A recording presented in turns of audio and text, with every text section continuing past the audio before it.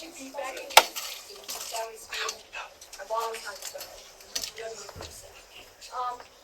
Because I respect mountain athletes a lot. My background is being a mountain athlete. I was in Himalayan climbing for many years, so I have a lot of respect for what you guys are doing. I have a lot of respect for your goals, your training, your competitions. So it's really nice for me to be here. So I appreciate the opportunity. How many of you are going on the backpacking trip next week?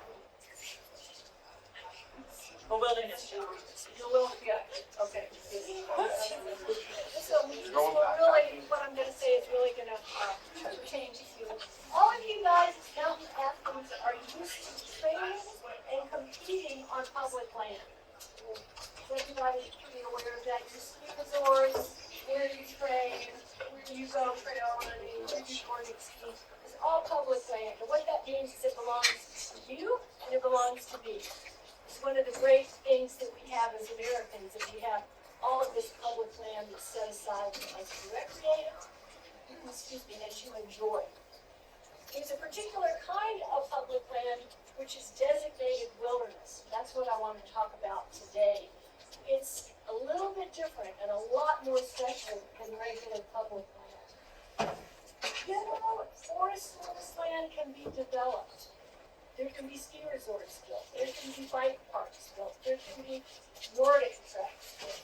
All kinds of things can happen on regular forest service land, but wilderness land is typically remains very pristine and undeveloped and special, just the way that nature meant it to be. Within our White River National Forest, we have 8 different wilderness areas. And so we are blessed with all of this magnificent wild land that we can go backpacking or camping or hiking. A lot of states don't have this richness in wilderness areas.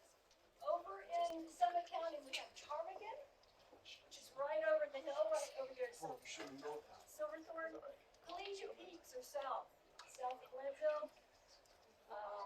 Hunter Frying Pan, which someone mentioned, Maroon Bells, which is over by Aston. And the Ragged Wilderness, that's the one that's for people to remember the name of. What makes wilderness different, you guys, is that in 1964, Congress got together and they said, we need to make sure that some of the land in this country stays in its natural state. So wilderness was designed for your grandkids' grandkids. Think about that. It is designed for many, many, many generations to come, that this wild land stays in its natural state. And what that means is it's almost like it's guarded. It's heavily protected. In wilderness, there's no mechanized anything, no chainsaws. So any of the bridges or things like that you see built in wilderness, the rangers are carrying up those big old-fashioned cross-cut saws. No chainsaws are allowed. No motor vehicles, no motorcycles, no mountain bikes are allowed. But if you're a mountain biker, don't panic, because we have hundreds and hundreds of miles of mountain bike trails that are on regular Forest Service land. So wilderness is, the idea is that the land stays in a primitive state. So what is called primitive recreation is allowed. Anyone on foot, anyone on skis, anyone on snowshoes, anything that is not mechanized. You can go and rock climb. Hang gliding is not allowed. Drones are not allowed. But any other kind of primitive recreation is allowed. Around here, we are wildlife lovers, so a lot of our trails are closed for seasonal wildlife clusters. Wilderness is always open. It never closes, and that is because in 1964, the government said we need to have a place for humans to go to soothe themselves. It was almost like they were designing wilderness for mental health. A place where people could go to feel solace. And you guys know what that word solace means? Like a nice, peaceful, calm feeling. So this public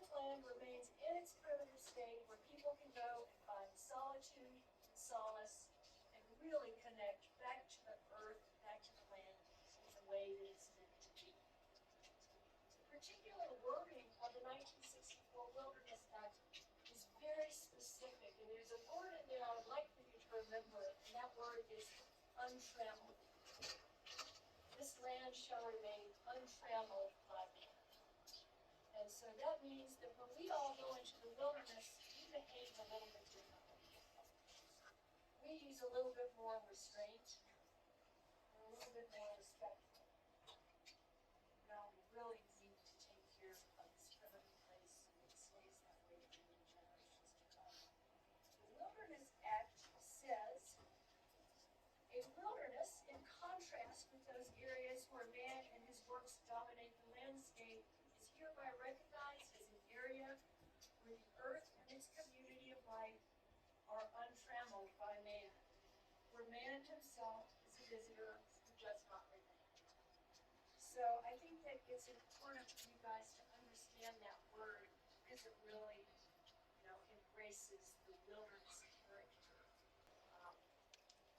that describes why that land is so highly protected. The land gets to have its way. And what I mean by that is sometimes something will happen in wilderness, like something that man wants to control, like a fungus on trees or something with bugs or something with it is left to happen as it would in its natural state. The Forest Service rangers don't really go in here and control a lot of what goes on. So it's left. Do you have a question? Well, that's an interesting question because I think a lot of times the invasive species are at the entrance of that wilderness area. For example, a plant, the rangers may try to control that initially. Typically, if there's flooding, sometimes there are fires,